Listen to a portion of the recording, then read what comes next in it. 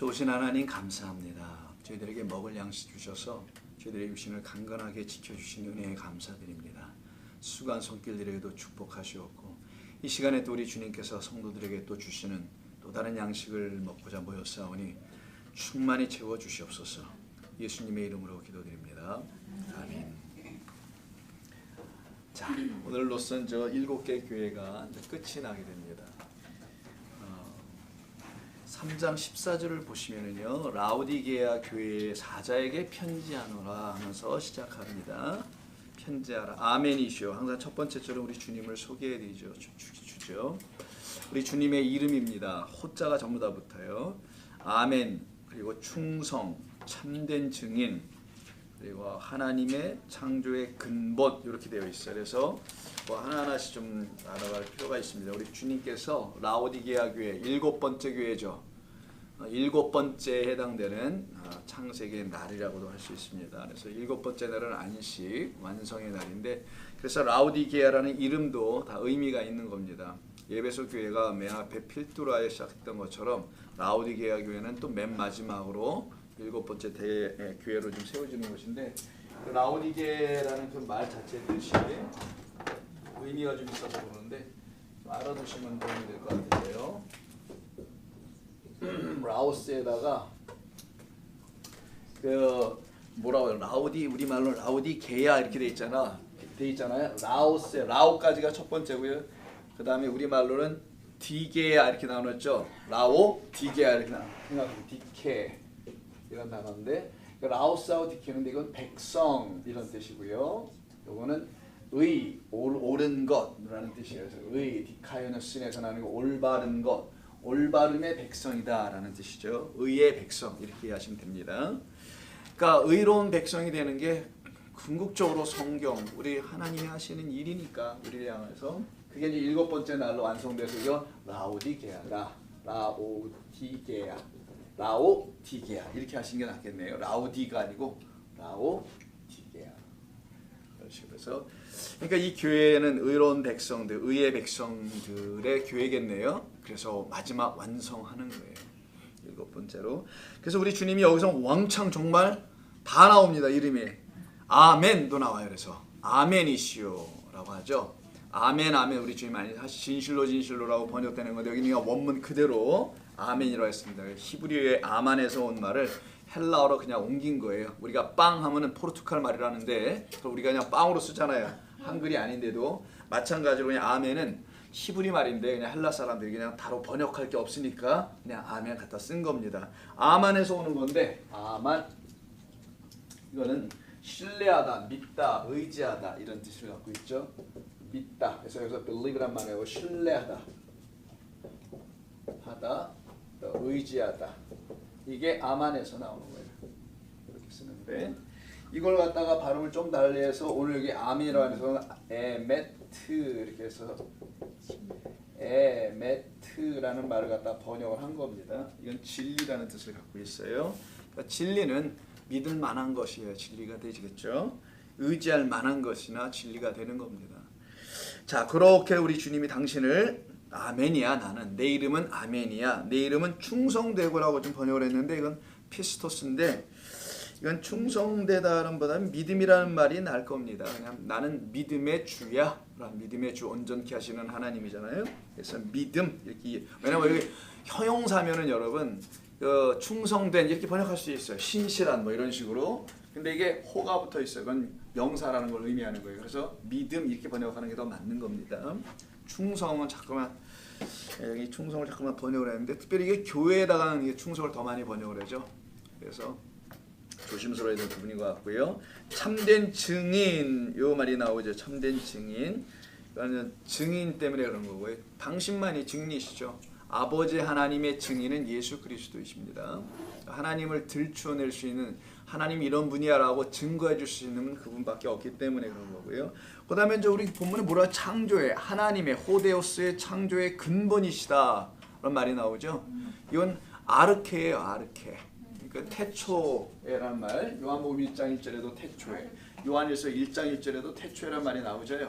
그 말 아르케를 갖다 쓴 건데 여기 갖다 또 이제 이걸 그렇게 하지 않았네요. 그냥 근본이라고 지금 이 얘기를 해버렸어요. 그래서 지금 보니까요. 뭐 어쨌든 우리가 좀 이해하고 본래의 원문을 통해서 알면 되는 거니까. 그러니까 예수 그리스도가 누구시냐? 베레시트다. 태초다. 태초에 하나님이 천지를 창조하셨다. 그 태초다. 태초라는 건 시간을 의미할 수도 있지만 in the beginning 이렇게 해서 시작. 뭐 이렇게 해서 시작. 시작은 뭐 몇 시에 시작이에요? 아침을 6시에 시작입니까? 어떤 사람은 새벽 2시가 시작일 수도 있잖아요. 그러니까 여기 시작이라는 말인데요. 요걸 우리말로 굳이 번역을 한다 해서 영어로 in the beginning 이렇게 번역을 했거든요. 그 beginning이 뭐냐는 거예요. 몇 시를 말하는 게 아니죠. 이게 물리적에서 어떤 우리가 갖고 있는 이런 크로노스라는 이런 시간이 바늘이 지나가는 거, 시와 분바늘이 막 지나가는 거, 그런 것을 말하는 beginning이 아니고 당신 예수께서 모든 것의 시작이다. 이걸 얘기하는 거예요. 그래서 그가 아르케다 이렇게 말하는 겁니다. 그가 베레시트는 더 이상 뭐 설명하셔도 다 아시잖아요. 그 성전의 머리다, 시작이다. 이제 베레시트의 뜻입니다. 그걸 태초라고 그냥 우리말로 그냥 번역을 했지만 본래는 태초라는 말은 너무 좀 뭐랄까요, 좀 그 뜻을 다 포괄해내지 못한 번역일 수 있어서 이렇게 설명을 좀 해드린 것뿐입니다. 당신이 태초다 이렇게 얘기한 거예요. 그래서 예수님이 태초입니다. 그 말은 예수님이 성전의 머리 되신다는 거예요. 성전은 우리를 궁극적으로 겨냥하고 있습니다. 들어오세요. 그러니까 성전의 머리니까 아멘이시오, 충성되니 이런 모든 것은 이렇게 문자로 이해하면 안 됩니다. 그래서 반드시 뜻으로 이해를 해야 되는 거예요. 그래서 아르케셨구나, 그분이 태초셨구나. 그러니까 태초에 천지를 창조하셨다라는 건 이게 그런 뜻이었네라고 또 이해가 되잖아요. 여러분 예수 그리스도 안에 있었다라는. 자, 이제 그게 14절의 소개입니다. 그리고서는 15절에서 뭐라고 하시냐면은 내가 내 행위를 안다. 이때가 이제 우리가 이제 움찔하는 건데 내가 차지도 아니하고 뭐라 합니까? 뜨겁지도 아니하도다. 내가 차든지 뜨겁든지 하기를 원하노라. 내가 이같이 미지근하여 뜨겁지도 아니하고 차지도 아니하니 내 입에서 너를 토하여 버릴 것이야. 이렇게 얘기해요. 자, 이게 뭔 말이냐라는 게 이제 문제가 되겠죠. 토해 버릴 거라고까지 하셔서 차든지 뜨겁든지 많이 들어오셨잖아요, 여러분. 어디서 많이 들어봐요? 귀에서 많이 들어. 뭐와 관련해서? 그렇지, 신앙생활 관련해서. 집사님께 신앙생활 이렇게 뭐 이렇게 하는 거야? 차든지 뜨겁든지 발음은 안 돼. 뜨겁든지 해야지. 뜨뜻 미지근하면은 안 된다라고 많이 들어보시지 않으셨어요? 그런 말로 우리가 좀 우리 귀에 익숙해져 있는 본문이 여기서 나옵니다. 자, 이 말의 뜻이 뭔지를 좀 알아야 되는데 이걸 가지고 전통적인 해석을 어떻게 하는지 한번 한두 번 여러 들어보셨을 수 있는데 우리들 가운데는 초차들이 많아요. 차라리 이렇게 못 들어본 분들이 다행이기도 하지만 이런 전통적인 해석이 있어요. 대부분의 주석들이 이렇게 해석을 하는데 제가 한번 소개해드리겠습니다. 여러분도 혹시 들어보셨을까 보는데 라오디게아 교회 성도들의 신앙에 열심이 부족해서 그 열심, 충성이라고 그래 번역도 하죠. 열심이 부족해서 그저 미지근한 신앙생활을 하는 거야.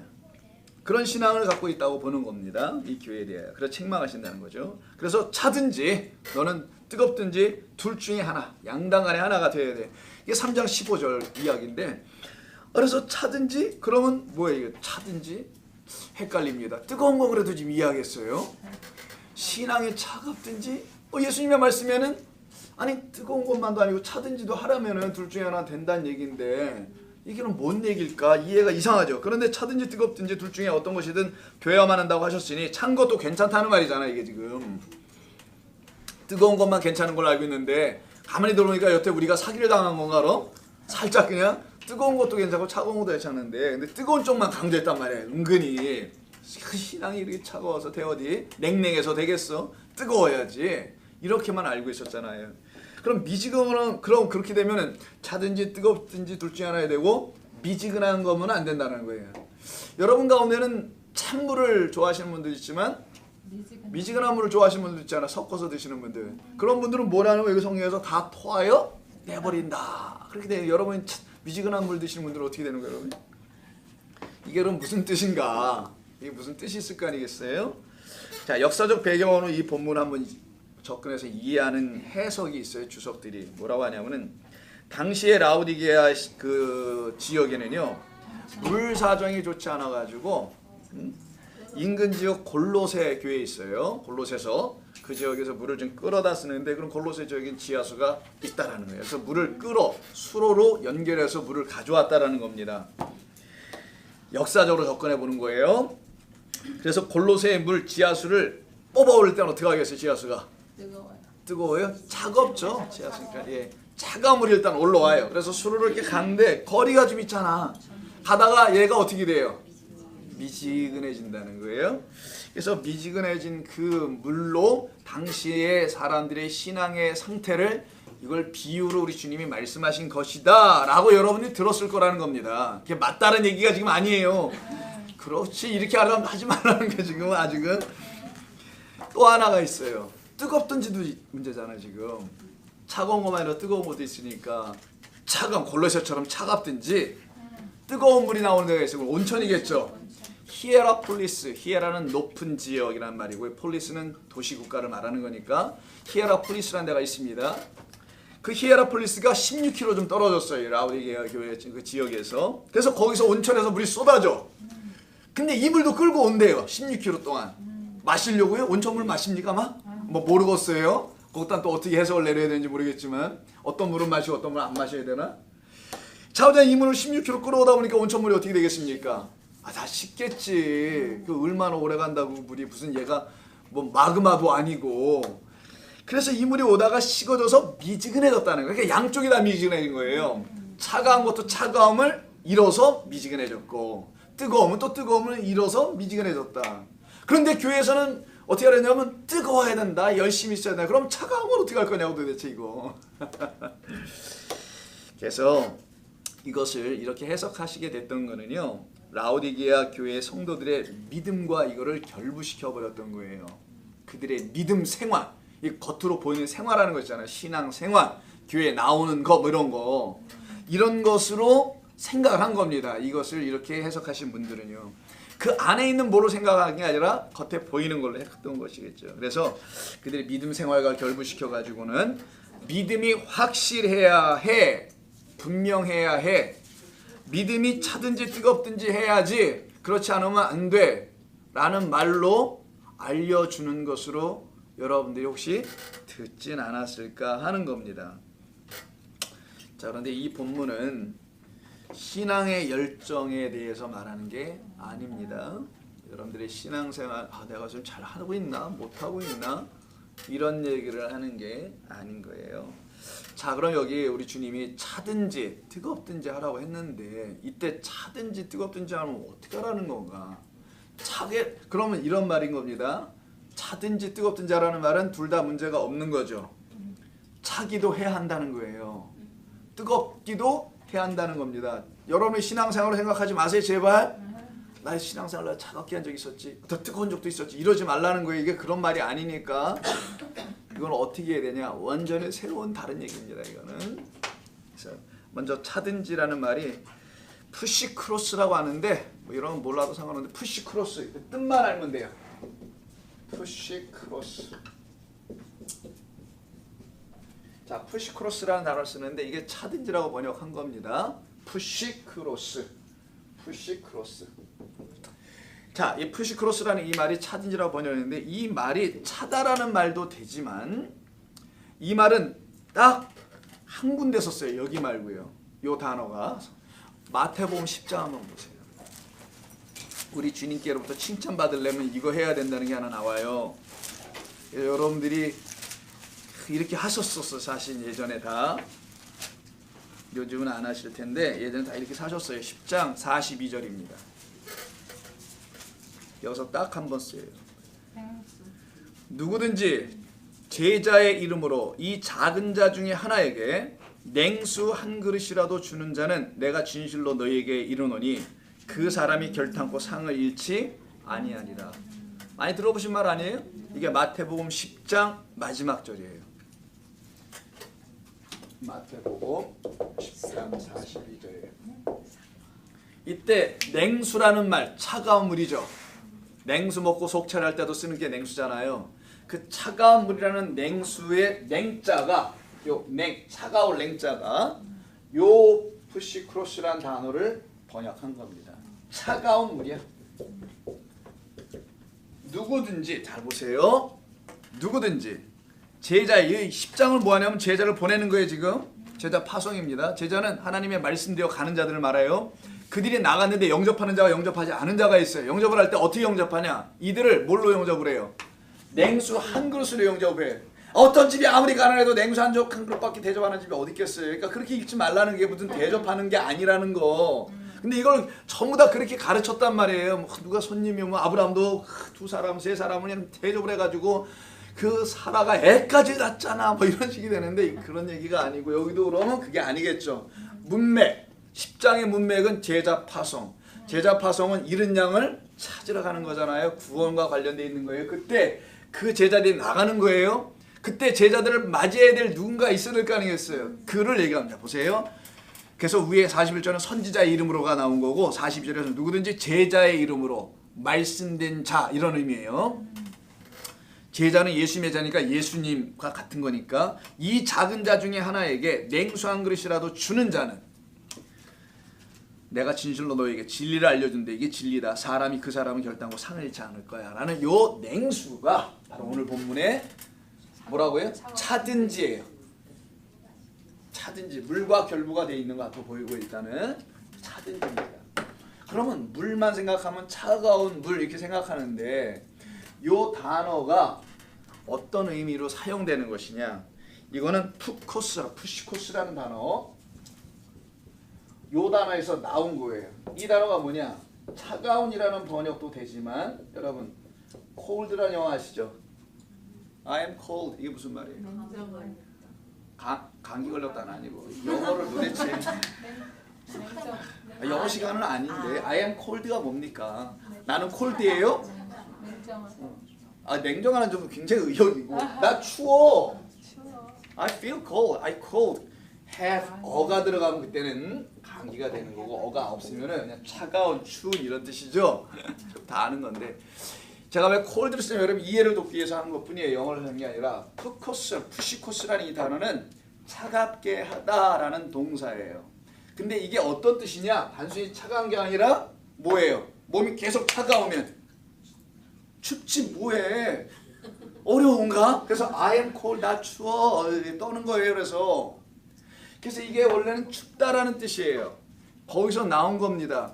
여러분 차가운 물 계속 마시면 어떻게 되겠어요? 춥지. 겨울에 계속 마셔봐봐요. 어떻게 되겠나? 그럼 덜덜덜덜 떨리지. 그래서 겨울에는 따뜻한 물 마시잖아요. 이것도 저것도 안 된 사람들은 미지근한 물 마시고. 예서는 cold라는 추운, 춥다. 여기서에서 나온 거예요. 그러면 이 차가운이라고 번역되어 있는 이 말의 의미는 춥다라는 것과 같다라는 거예요. 지금 너희가 차든지라는 말에는 너희가 춥든지라는 말과 내용을 같은 것으로 사용하는 거예요. 한 군데만 더 볼게요. 이 춥다는 말이 사용되면 많지 않은데 요한복음 18장. 자, 저 냉수함으로는 진리와 관계된 말인 거예요. 이거는 여기서 지금 설명할 수가 없어서 일단 넘어가고 나중에 다 이해하시게 돼요. 요한복음 18장을 보시게 되면은요. 18장 18절인가 내가 또 잘 써갖고 왔어야 되는데 밤에 준비하면 이게 항상 맞네. 자, 베드로 얘기해요. 요한복음 18장 18절. 예, 18절. 예. 자, 그때 추운 고로 베드로의 부인 얘기하는 거죠. 베드로가 3번 부인하는 얘기. 그때 추운 고로 종과 아랫사람들 대사장의 집에 그 아랫사람들이 불을 피우고 있어요. 그게 이제 숯불인데 서서 쬐니 베드로도 함께 서서 쬐더라 할 때 춥다라는 말이 나오죠. 이 단어예요. 이 단어의 의미는 차갑다라는 말도 되지만 춥다라는 뜻이에요. 원래가. 근데 여기에서는 차갑든지라고 번역을 했어요. 왜 그랬냐면 이걸 자꾸만 물 끓여다가 생각하는 줄 알고 이 라우디게아 교회에서는 이걸 물 아까 수로에서 골로새서 끌어와 히에라폴리스에서 물을 끌어와 그래서 물을 자꾸만 끌어다가 쓰는 줄만은 알고 이걸 갖다가 뭘로 바꿨었냐면 여기서는 물로 생각한 거예요. 물은 차가운 것만 느껴지죠. 물이 춥다 이런 말 해보셨어요? 환자들만 합니다. 물은 차갑지만 지금 여기 이 번역을 하신 분들이 선택지를 생각할 때 번역을 할 때 이 말의 본래 의미가 두 가지를 다 담고 있어요. 콜드는 차갑기도 하고 춥기도 하단 말이에요. 그럼 선택지가 있어야 돼. 이걸 해석이라고 그래요. 해석학은 어떤 선택지를 선택하느냐. 1번이냐 2번이냐. 말은 굉장히 중요한 겁니다. 어이 아이라면서 어짜 다르고 어이 아짜 다르다. 비슷하게 쓴 것 같은데 하나는 안쪽으로 들어오고 하나는 바깥으로 나와서 그 말처럼 번역이 굉장히 조심해야 될 내용이 있어요. 그래서 이 말은 물로 생각했기 때문에 여기를 전부 다 물로만 물의 이미지는 있어요. 분명히 있는데 그걸로만 생각한 거야 이게. 그러다 보니까 이걸 그렇게만 봤어요. 차가운 걸로만. 근데 알고 보니 이거는 춥다라는 것과 근본적으로 관계가 있어요. 원래는. 그래서 물 냉수 한 그릇 그것은 진리를 말하는 거예요. 진리. 차가운 물을 대접한다라는 말이 아니라 진리로 응답하는 거예요. 진리를 주는 거. 소자 작은 자에게 그 차가운 물 진리를 전해주는 건데 춥다라는 말로 이제 한번 생각해 보죠. 그러면 사람이 언제 춥죠? 날씨가 밖에 추운데 옷을 안 입고 있으면 춥죠. 반바지 입고 있을 때 반팔 입었을 때 날씨가 오늘 춥네? 그럼 추운 거잖아요. 근데 더 추우면 어떻게 해요? 계속 더 추움을 느끼겠지. 그러니까 옷을 안 입을수록 사람은 더 추워져요. 옷을 입으니까 그나마 요 온도에 맞게끔 반팔이든 여러분이 이렇게 짧게 입으시든 뭐 이렇게 하시는 거잖아요. 더우니까. 그래서 이 춥다라는 것은 옷을 제대로 입고 있질 못했을 때예요. 그래서 이 말씀이 가져다 주는 의미가 뭐냐? 그러므로 너희들은 차든지 하라라고 15절에서 얘기하죠. 차든지 하라. 차야 해. 이 말은 그 차든지 하라. 춥든지 해라 이런 말을 다시 한번 생각해 보라고 했다가 춥든지 하라. 춥든지 해. 이게 뭐예요? 너는 추워본 적은 있었니? 이 말이겠죠. 춥든지 하라고 명령했으니까 안 춥다는 거 이들이 지금 옷을 껴입어가지고. 그래서 춥든지 하라라는 말은 무엇을 의미하는지를 우리가 깨달아 알아야 하는 거예요. 우리 주님이 하신 말씀을 자 너는 차든지 하라 말은 너는 벌거 벗어라 라는 뜻이죠. 사람이 옷을 안 입어야 춥잖아. 여름에는 옷을 벗으면 시원한지 모르겠지만 근본적으로 보편적으로 보면은 옷을 안 입으면 나중에 춥습니다. 여름에도 감기 들리고요. 잘못하면 입 돌아가요. 그러니까 너는 벌거 벗어라 라는 말과 이 춥든지 하라 차든지 하라 말은 관계가 있습니다. 그래서 그 밑에 17절에 사실 이런 말이 나오는 거예요. 내가 말하기를 너희들이 말하기를 나는 부자입니다. 부유하고 그래서 부족한 것이 없어요. 그렇게 말하나 너의 곤고한 것과 가련한 것과 가난한 것과 눈먼 것과 그리고 이 모든 걸 정리한 게 벌거벗은 것을 너희가 알지 못하는도다. 그래서 어떻게 하라는 거예요? 너희들 차든지가 아니라 춥든지 한번 해봐. 다 벌거벗은 자임을 너희들이 알아야 해 라는 말을 여기서 담아 놓고 계신 거예요. 그래서 17절은 차든지 해야 할, 즉 추운 것을 알아야 할 당신의 백성들이 그들이 영적으로 지금 헐벗고 있는, 그래서 가난해, 곤고해, 가련해 요 상태에 있는 사실을 자기들이 몰라. 영적 가난, 영적 기아, 영적 헐벗음의 상태가 뭔지를 모르고 자기들은 뭐하다고 봐요?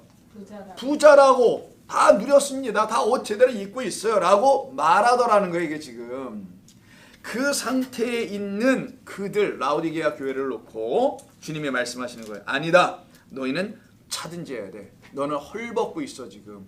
차가운 게 뭔지도 추운 게 뭔지도 몰라. 너희는 부유하지도 않고 부자도 아니며 너희는 너희의 벌거벗음을 알지도 못하고 있기 때문에 그래서 먼저는 너희는 차든지 벌거벗고 있음을 알아야 한다가 차든지예요. 여러분 춥고 덜덜덜 떨으라는 게 아니라 너희가 벌거벗고 있는 자. 우리가 처음에 벌거벗고 있는 자였었잖아요. 그게 에덴 동산의 이야기를 하면서요. 선악과를 먹고 그들이 벌거벗은 줄 그전까지는 몰랐는데 웬일이래? 그때 벌거벗은 일을 알았어요. 자기는 먹어서 온전해질 줄 알았는데 먹었더니만 더 오히려 벌거벗고 있는 자, 덜덜덜덜 뚫고 있는 자. 그래서 자기들이 한 게 뭐예요? 무화과나무 잎사귀로 띠로 해서 뭐 치마를 둘러 입었다 이런 말이 나오는 거 아니에요. 그것으로 따뜻하게 해보겠다고. 그것을 입고 있는 상태가 지금 라오디게아 교회를 향하여 너희들이 그거 입고 지금 부자라고 그러는데 야 그거 입고 부자가 될 수 있니? 이 얘기를 하시는 겁니다. 너희들은 본래 벌거벗은 자들이었어.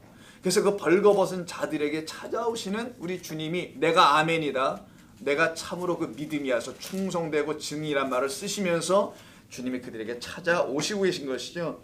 이것이 바로 첫 번째로 주신 것, 우리가 벌거벗고 있음을 알게 해주시기 위해서 주신 것을 율법이라고 하는 거예요. 너희가 부자라고 해. 율법을 갖고 전부 다 부자라고 한다는 겁니다. 이들이 율법을 잘 지키고 있고, 그래서 율법을 잘 지키는 사람들은 바리새인들이었고, 그래서 이들은 돈을 좋아하는 자들이다, 돈을 사랑한다, 이렇게 하는 거예요. 이들이 그들은 부자다라고 하는 거예요. 성경이 그래서요. 그런 의미에서 부자라는 거예요. 그렇게 율법을 잘 지키고 있는 그 율법이 너희들을 부자로 만들어주는 게 아니고 너희들을 가난하다는 사실을 알려주려고 있는 게 율법이었어. 너희들의 가난함과, 토커스겠죠 당연히 여기, 너희 가난함과 너희의 헐벗음, 벗고 있음, 완전 네이키드입니다. 여기 본문의 뜻은 다 벗고 있는 거예요. 지금 그 상태를 율법, 차게 하는 것, 첫 번째 것, 이걸 첫 번째 것이라고 해요. 그래서 예수님께서 첫 번째 것을 차가운 것이라고 말씀하신 거예요. 차가운 것, 그 율법으로 너희가 어떤 존재인지, 너희가 헐벗은 존재이고 너희가 가난한 존재이고 양식 없는 존재라는 걸 먼저 알려주는 것은 율법이 하는 일이야 라는 거예요. 그 일이 일어나고 있는데도 그걸 모르고 있다라는 거예요. 라우디게아 성도들이. 요 상태입니다. 그래서 첫 번째로 주신 율법이 우리 안에서 하는 일, 오늘 설교도 그런 내용인데, 율법이 우리의 영적 상태를 고발하는 거에 지적하는 겁니다. 죄에 대하여 책망하는 거예요. 성령이 들어오시면. 그래서 죄인, 심판, 저주, 사망 가운데 있는 자들임을 우리로 알게 해주시는 거예요. 이웃집 사람들, 저 세상이 아니라 나. 이것을 다른 말로 하면은 세례요한이 이런 말합니다. 나는 물로 세례를 주거니와, 이렇게 얘기해요. 물로 세례를 주거니와, 내 뒤에 오시는, 복음으로 오시는 분이 계신데, 은혜와 진리로 오시는 그분은 불과 성령으로 세례를 주실 것이다. 그러면 자, 이제는 벌써 아시겠죠? 이건 차가운 거라면 얘는 뭐겠어요? 그러면 뜨겁든지 하라라는 말이 되는 거예요. 넌 이걸로 차갑든지 율법으로 너는 헐벗고 있는 자임을 알아. 그리고는 뭘 해결해줘요? 내 뒤에 오시는 분이 이거는 다 입혀줘야지 다시. 그래서 우리 옛날 권사님들은 성령의 두루매기로 우리 목사님을 입히시고 그 단에서 하나님의 말씀을 능력 있게 선포하기, 그런 말을 옛날 권사님들이 어떻게 알고 있는지 다 하셨어요. 기도를. 그분들은, 여러분들은 못하는, 여러분 성령의 두루마기는 알아요? 성령의 속옷은 알아. 자, 이게 여기서 뜨겁든지가 나오는 거예요. 그럼 이런 말이 오늘 본문에 다 있지 않겠습니까? 그래서 아까 여러분들이 미리 읽어보라고 했던 거야. 이런 말이 있었는지. 있었죠? 아까 읽다 보시니까. 그래요. 맞아. 그겁니다. 다른 말로 하면 세례 요한은 물 세례를 준다는 말은 율법으로 우리를 먼저 다 씻는 거예요. 그래서 예수님이 오셔서 제자들이 뭐만 씻어요? 너네 이미 다 깨끗하였다라고 하시면서 발만 씻었던 거예요. 발만. 나는 너희에게, 완성이죠. 발은.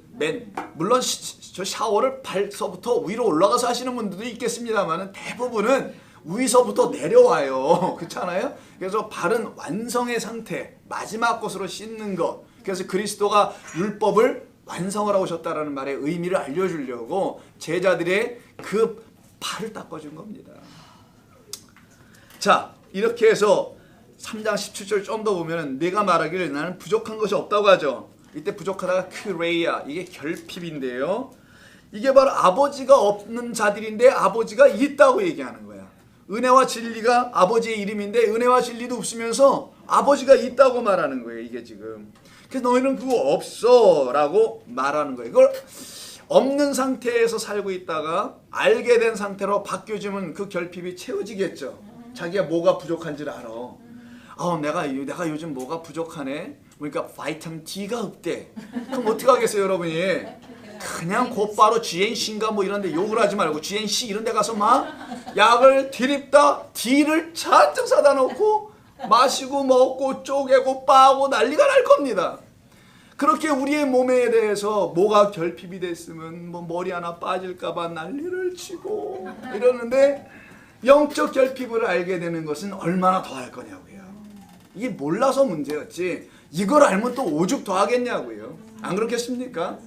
그렇지, 그렇게 되게 돼. 그래서 우리의 몸을 잘 관리할 수 있도록 하나님께서 그런 마음도 주신 거예요. 이거 잘못된 게 아니라 D1, D2 다 사다 드세요. 잘못된 거 아니니까. 그런데 영적 그 가난함과 그 빈곤과 그 결핍을 모르는 자가 어느 날 알게 됐어. 누가복음 10장 가봅시다. 그래서 한번 예를 들어서 우리 한번 잠깐 보고 갈까요?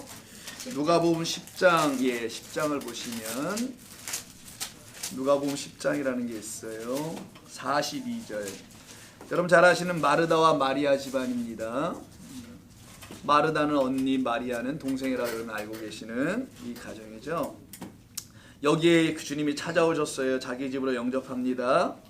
자, 그때 마리아는 동생이 있어요. 39절에 보니까 주의 발치에 앉아 그의 말씀을 듣더라. 이렇게 돼 있죠. 마르다는 준비하는 일이 많아. 항상 뭐 이렇게 많아. 그래서 마음이 분주한지라 예수께 나아가 이르되 주여 내 동생이 나 혼자 일하는 것을 두는 것을 생각하지 아니하십니까? 그를 명하여 나를 도와주라고 좀 얘기 좀 해주세요. 주께서 대답하여 이르시되 마르다야 마르다야 언제까지 이렇게 마르도록 얘기만 할래?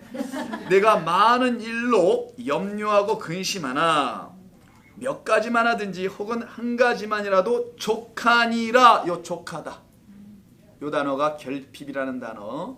오늘 여기 본문에서 뭐라고 그랬지 아까 그래서 부족한 것이라고 번역되어 있는 요 말 크레아인데 그는 부족했다라는 족하니라. 근데 그래서 족하지 않은 상태를 듣는 사람은 마리아고 그 말을 듣고 있는 사람은 마르다가 되는 거죠. 족하지 않은 사람은 마리아고 족한 사람은 지금 부족한 사람은 마르다라는 거에서 마리아는 이 좋은 편을 택하여서 빼앗기지 아니하는 것을 택하였다. 요때 나오는 거예요.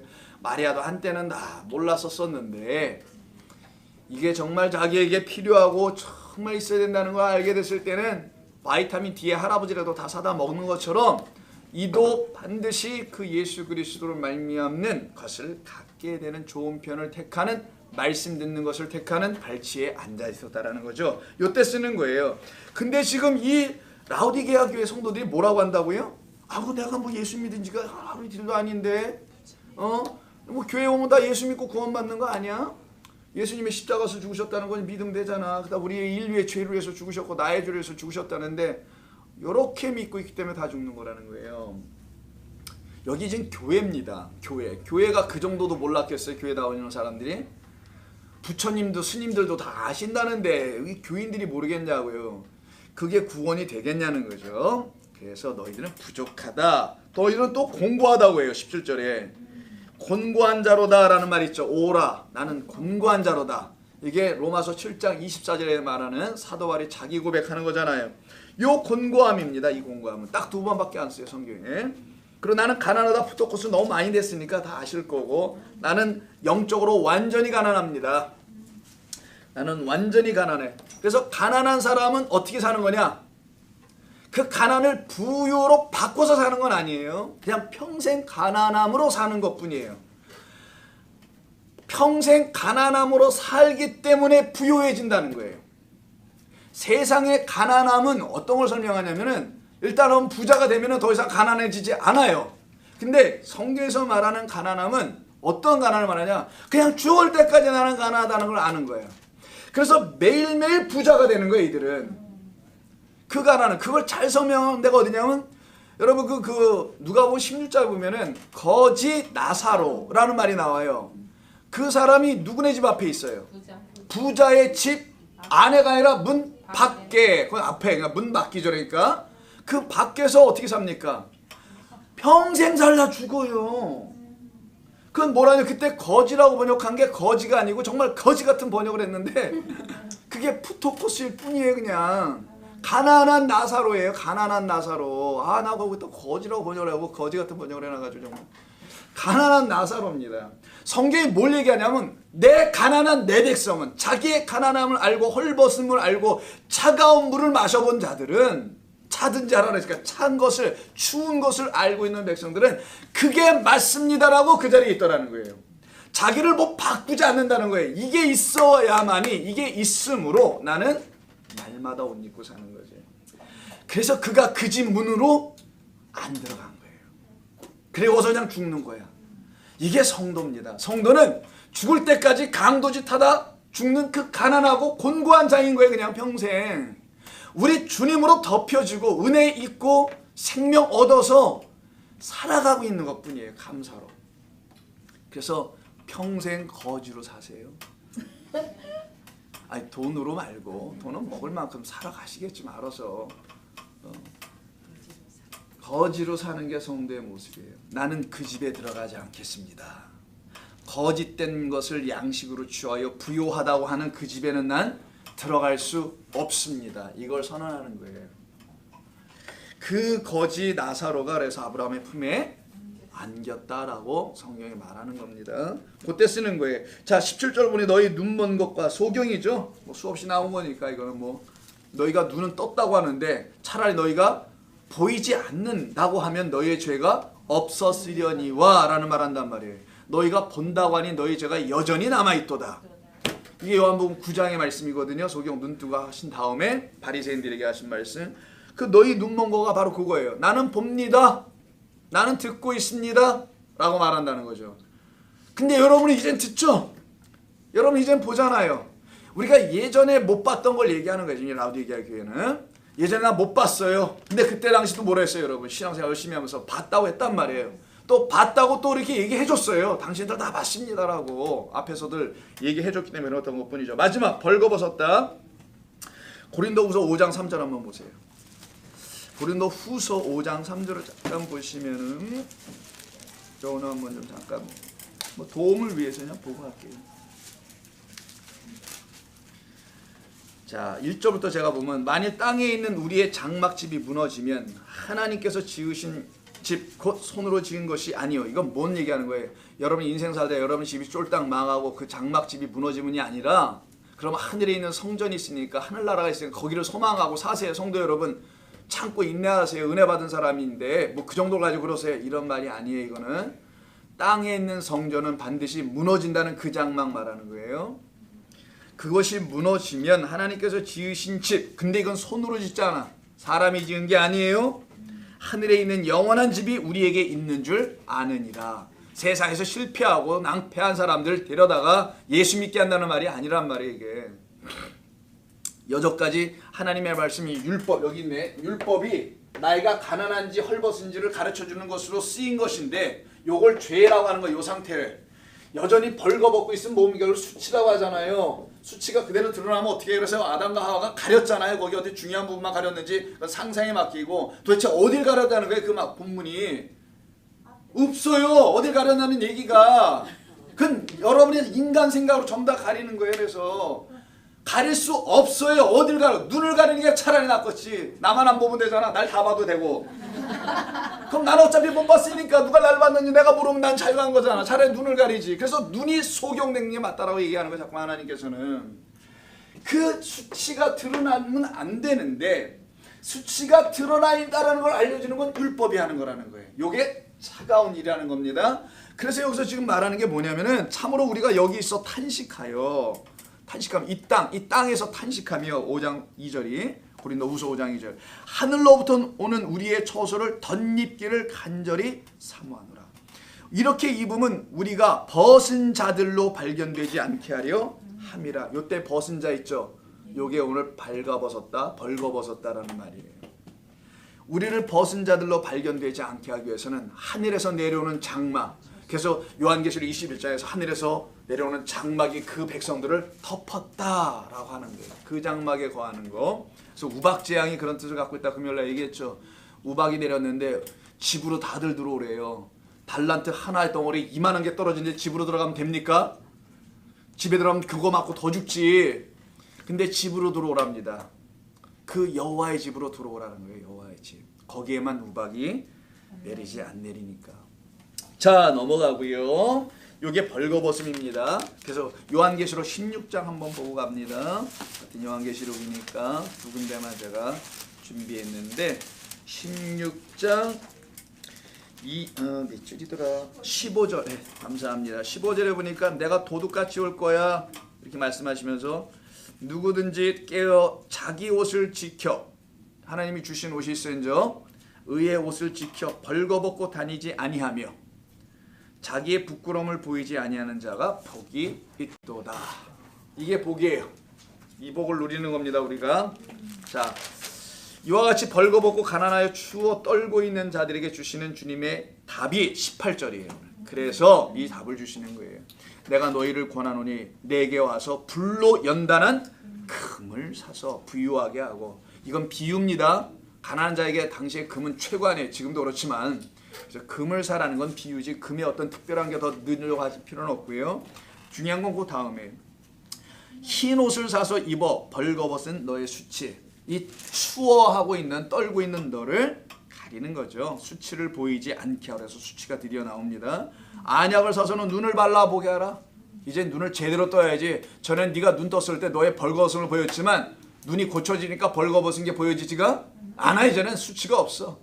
성도의 삶의 완전함이 이게 진짜 자유 해방입니다. 여러분을 정죄할 수 있는 게 아무것도 없어야 돼. 정죄를 당하는 건 이 세상이 말하는 그 도덕법 있죠. 그걸로만 당하면 돼. 그건 어쩔 수 없어요. 실수하고 잘못하면 어떡할 거예요? 당하는 거지 뭐. 그러나 하나님의 말씀이 가르쳐주는 그 정죄가 있어요.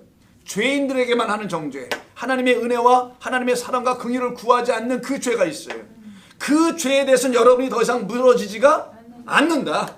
이 말이에요. 정죄함을 당하지 않는다는 게. 내가 은혜를 찾고 있어요, 하나님. 난 제사를 찾지 않아요.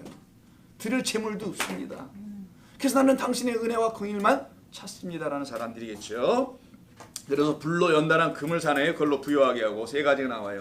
흰 옷을 사서 입어 벌거벗은 수치를 보이지 않게 하고, 안약을 써서 눈에 발라 드디어 보게 블레퍼하게 하라. 이런 말이 연속 나옵니다. 이걸 갖다가 아까 세례 요한에게서 말씀을 들어본다면 내 뒤에 오시는 분은 내가 그분의 신을 들기도 안 되고 끈을 풀고 맬 수도 없어. 그거는 그분의 신발에 끈이 있다라는 말이라기보다는 아니 할 일이 없어서 세례 요한이 그분이 예수님 밑에 앉아가지고 그 신발을 끌었다 풀었다 할 이유가 뭐가 있어요. 이거 보니까 나이키네. 예수님 아식스로 바꾸세요. 뭐 이러는 거예요 이게 지금. 그분을 자기가 풀어 해석할 수 없다라는 루어 두어를 쓰는 거예요. 이건 풀다, 인을 떼다 이 말을 쓰는 겁니다. 나는 그분의 말씀을 깨우쳐 내가 알 수가 없어. 그가 성령, 불과 성령이 되어 우리 가운데 세례 임하실 때에만이 그건 일어나게 되는 거라는 걸 얘기하죠. 그래서 그걸 갖다가 불과 성령의 세례라고 합니다. 우리 안에 진리의 영 성령께서 들어오시는 거예요. 은혜와 진리의 말씀을 받으라는 겁니다. 그래서 3장 19절 그럼 이해하셨죠? 뜨겁던지가 뭔지, 차갑던지가 뭔지. 차갑다는 건 우리의 영적 상태 요거, 가난하다는 거, 헐벗었다라는 거, 수치가 그대로 있었음을 너희는 알아라. 이게 시작이다. 그것을 덮는 것은 요걸로 하는 거다. 뭐 요 옷 입는 거 이런 게 아니다. 여기 불과 성령이라는 성령이 들어오셔서 진리가 와서 우리를 다 깨끗하게 하는 거다. 덮는 거다. 새롭게 하는 거다. 옷 입는 게 아니에요. 그래서 19절에서 드디어 뭐가 나오냐? 물은 내가 사랑하는 자를 어떻게 한대요? 이게 엘렌코예요. 그래서 성령이 임할 때만 쓰는 걸 엘렌코라고 합니다.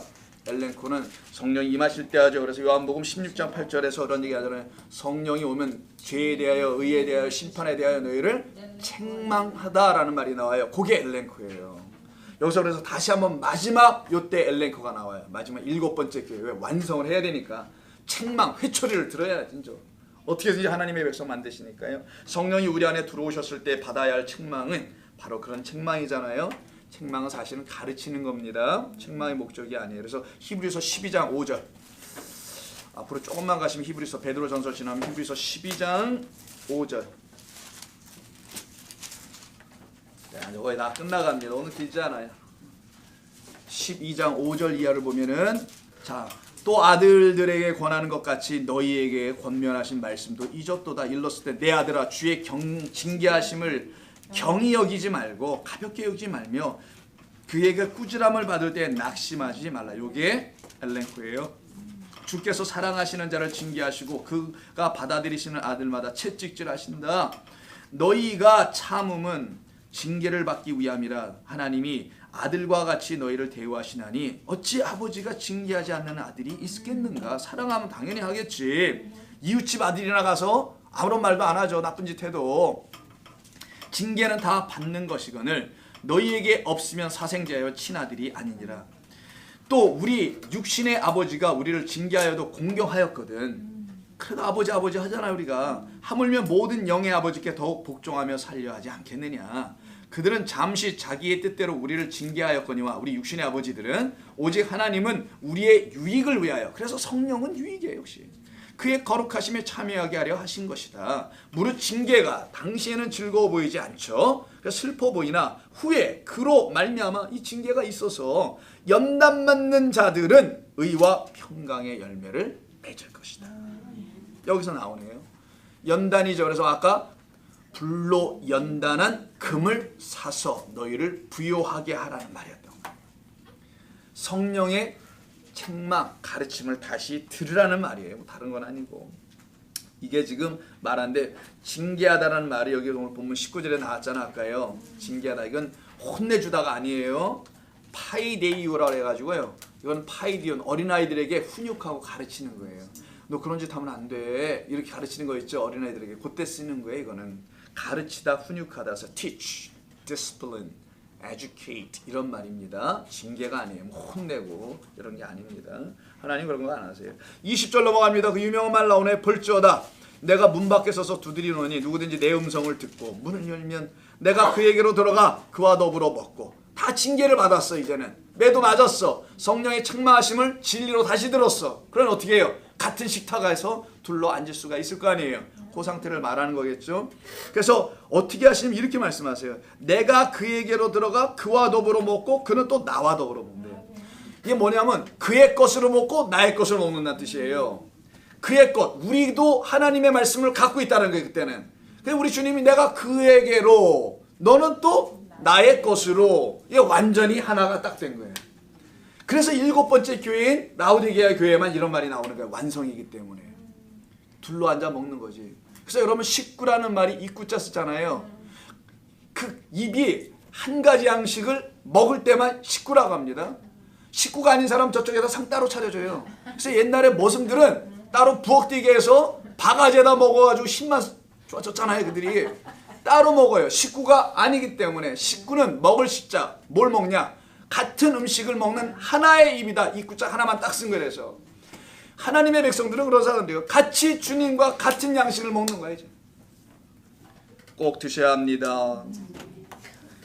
그래서 문 밖에 서서 두드리는 그런 얘기 나오는데 그와 더불어 먹고 그는 우리와 더불어 먹고. 고린도전서 6장. 고린도전서 6장을 한번 예를 잠깐 볼게요. 자, 고린도전서 6장에 이런 말이 나와요. 17절. 요 상태를 설명합니다. 고린도전서 6장 16절부터 제가 할게요. 창녀와 합하는 자는 그와 한 몸인 줄 알지 못하느냐? 일러스되 둘이 한 육체가 된다. 이건 창세기 2장 24절이죠. 거기 나와 있네 보니까. 이게 우리 주님이 그 아들이 남자가 오는 거잖아요. 자, 그때 주와 그가 오셨을 때 주와 합하는 자는, 문 두드리고 오셨을 때 합하는 자는 뭐래요? 영이 하나다. 영은 말씀이라 그랬죠. 그래서 우리는 같은 성령을 마셨다라고 고린도전서 3장인가 어디에서 또 나온단 말이에요. 잘 기억을 안 나는데 몇 장인지는.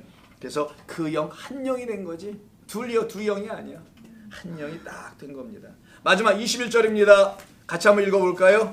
21절, 22절 연속해서 시작. 이기는 그에게는 내가 내 보좌에 함께 앉게 하여 주기를 내가 이기고 아버지 보좌에 함께 앉은 것과 같이 하리라. 귀 있는 자는 성령이 교회드리게 하시는 말씀을 들을지어다.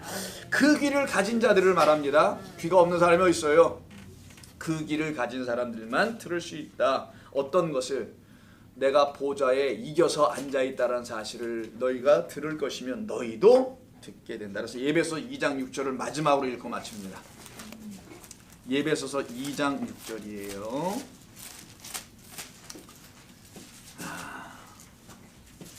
예배서서 2장 6절. 앉으신다라는 축복이 우리 가운데 다 있어요. 5절부터 허물로 죽은 우리를 그리스도와 함께 살리셨고 너희는 은혜로 구원을 받은 것이라. 또 함께 일으키사 그리스도 예수 안에서 함께 하늘에 앉히셨도다. 성도의 모습입니다. 여러분들이 이런 자긍심, 대단한 사람, 이런 마음을 가지고 살기를 바랍니다. 인생을 보고 여러분 한 사람 한 사람을 보면 대단하지 않을 수 있죠. 근데 하나님께서 여러분을 보실 때는 그렇게 보지 않으십니다. 자, 우리 요한계시록에 있는 7개 교회를 지난 한 8, 9주 이상 쭉 해왔던 것 같은데 9주 이상을 여러분 이 계시록에 있는 이 요한계시록 7개 교회 쭉 한번 보니까 하나도 기억에는 안 남죠? 뭔 말했는데 다 잊어버렸죠? 그 기억 맞아요. 괜찮아요. 그리고 또 우리는 말씀을 계속 주시는 대로 그때 듣고 마음에서 응답하고 이걸 지식으로 마음에 기억하려고 하는 게 아닌 거예요. 그때 하나님이 여러분 그래 그것이지 라고 깨닫고 감사하고 또 잊어버리고 또 나가고 우리가 본래 다 치매가 있어요. 그러니까 그런 거 신경 쓰지 마시고 주의 은혜의 말씀 안에 날마다 거하길 바랍니다. 하나님 고맙습니다. 감사합니다. 계속 부어주실 요한계시록의 말씀을 더욱더 사모합니다. 축복하시고 우리 귀한 성도님들 이제 또 이 무더위와 또 만나서 한 주간을 지나게 됩니다. 강건케 하시고 몸 상하지 않도록 각자의 삶을 지켜주시옵소서. 성령이 이들을 또한 지키시되 그들의 마음을 지키시고 그들의 영을 지키시기를 원하오며 예수님의 이름으로 기도드립니다. 아멘.